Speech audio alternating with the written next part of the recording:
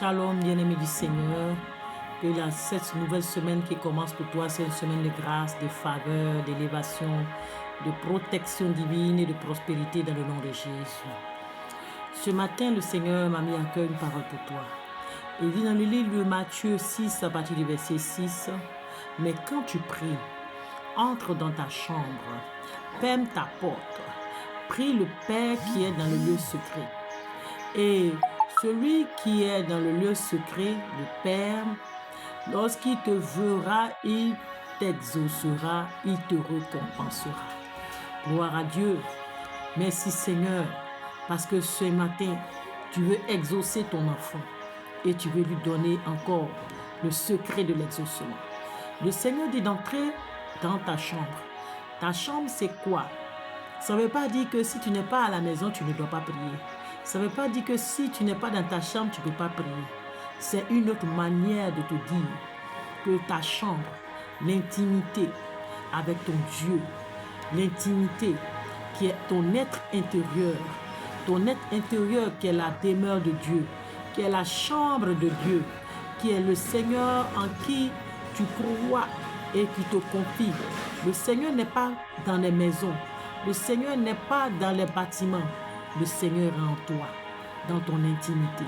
C'est pourquoi il dit entre en toi, ferme les portes de ta chambre, ferme les portes de ton être, les portes extérieures qui font entrer la distraction, les convoitises, les œuvres du péché, et ouvre les portes de ton être intérieur. Ton être intérieur qui sera en communion avec le Seigneur qui est la demeure de Dieu. Ouvre ton être à l'esprit, afin que tu puisses prier Dieu en esprit et en vérité. Qu'elle dit, ceux-là même qui recherchent, c'est ceux qui l'adorent en esprit et en vérité. Car ce Dieu que tu sais est esprit. Il n'est pas physique, mais il est esprit. C'est pourquoi il veut que tu le pries en esprit. Prier en esprit, c'est quoi? Se disposer et rentrer en soi-même.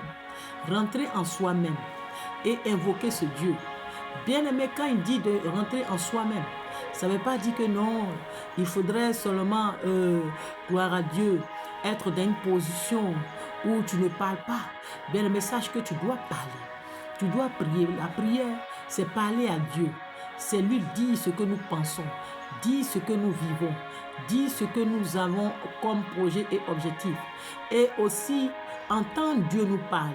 Parce que la prière, c'est la communion, c'est la communication entre Dieu et nous.